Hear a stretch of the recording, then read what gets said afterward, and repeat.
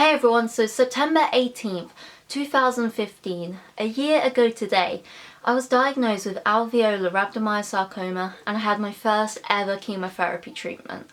It's crazy that it's been a year, it's just unbelievable, because a year ago today I didn't even know if I'd be able to celebrate this 1 year landmark.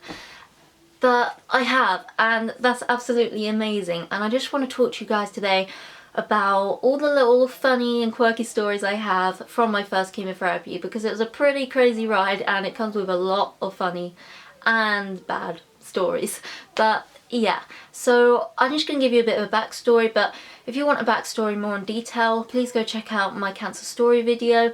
The link will be in the description box. But just to keep it brief, I had a lump in my bottom for several months and it came with a lot of side effects. We went to the doctors a few times and then they finally got me to the hospital for an abscess removal operation. But it turned out it wasn't an abscess and it was actually cancer. So I spent the previous 4 days last year just doing tests to see what cancer it was, and finally this day last year I got diagnosed with alveolar rhabdomyosarcoma.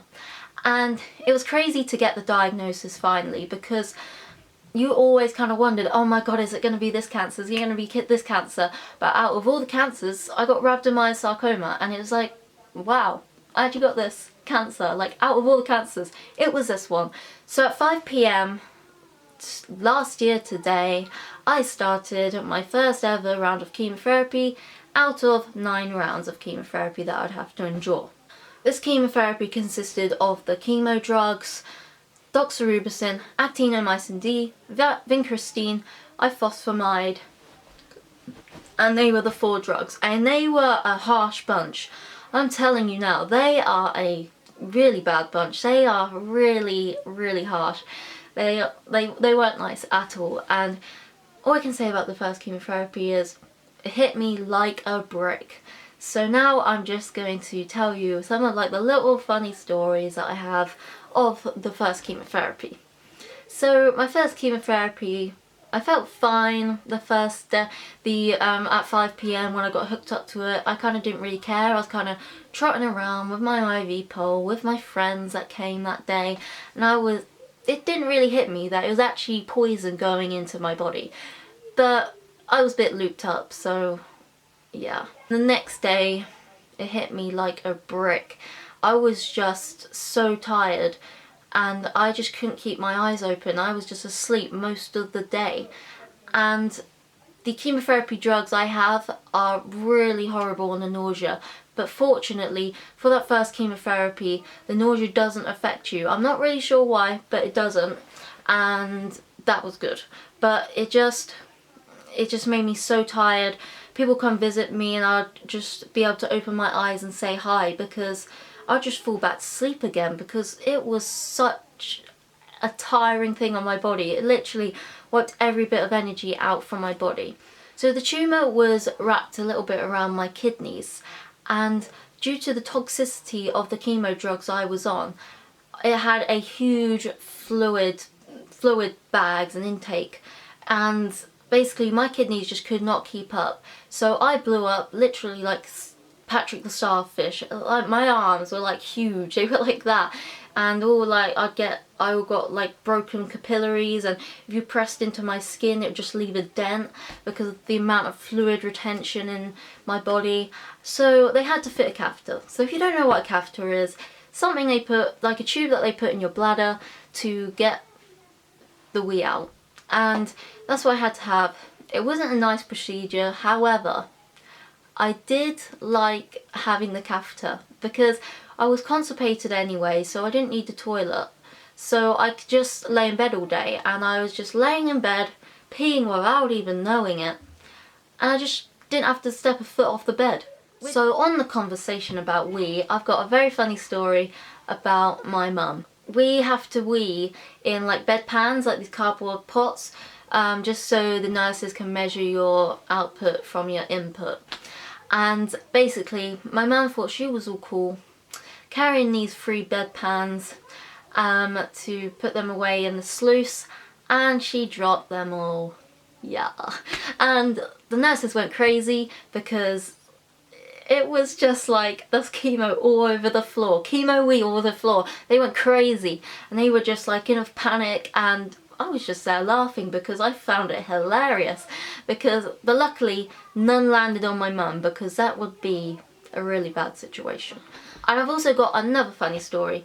So my friends came round to the hospital and I had quite a lot of gas and basically I was like farting every minute or so, and I just got embarrassed with it after a while. Like they'd all look at me like, oh, like you just farted, and I just got bored of it and embarrassed, so I thought I'd just hold them in.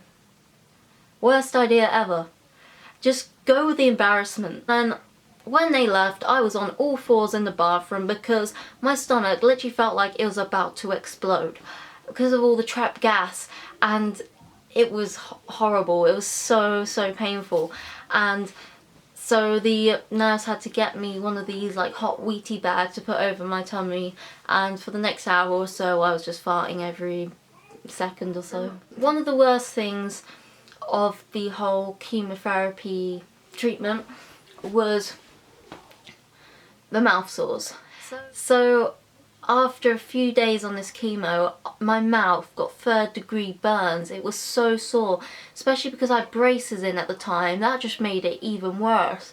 I've still got dents up in my mouth from where the braces rubbed with the like raw kind of skin, and it was horrible. I couldn't eat, I could not drink, and it just wasn't nice. So I had to be on the the food that goes through into your blood or whatever, called TPN, for I think it was nearly a week, until the first thing I ate was, I think it was baked beans or something like that, something nice and easy. But my mouth was really dry, and obviously I had the effects of the mouth sores still, so it wasn't pleasant. Basically, my tumour was wrapping around my bowels, so I had crazy constipation. So I was probably constipated for over 2 weeks at this point, and they kept giving me laxatives to try and relieve it. It felt like it wasn't even working, but it finally worked, and basically it was just diarrhea everywhere, every day for like 4 days. I had diarrhea, just uncontrollably diarrhea all the time, which was an embarrassing situation because the nurses just, especially because I had a wound on my bottom, they had to keep cleaning that, and I had to wear nappies, and it wasn't nice. But by that time I didn't really care because I had no dignity left, because I'd shown my butt wound to at least 1 million doctors at that point. The last thing I'm going to talk about is losing my hair.